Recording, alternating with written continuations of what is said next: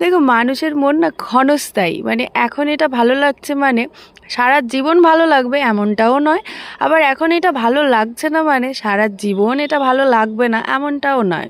তাই অনেকেই ভাবো যে আমি কাউকে চিনি মানে পুরোটাই চিনি, একদমই নয়। কেউ কাউকে চিনতে পারে না। আমরা যতটা তোমাদেরকে চেনানোর চেষ্টা করি তোমরাই ততটাই চেনো। তো সেরকমই নিজের কথা যদি বলতে হয় সেটাই বলবো। অনেক ক্লোজ ফ্রেন্ড আছো, অনেক সবাই আছো, তারা ভাবো যে সুস্মিতাকে পুরোপুরি চিনে গেছো বা সুস্মিতা এটা করতেই পারে না বা সুস্মিতা এটা করতে পারে। কিন্তু সত্যি কথা বলতে আমি যে কতটা কি করতে পারি বা কতটা কি করতে পারি না বা আমি কি, সেটা আমি ছাড়া আর কেউ জানে না। তো এটা শুধু আমার জন্য না, এটা সবার জন্য বললাম।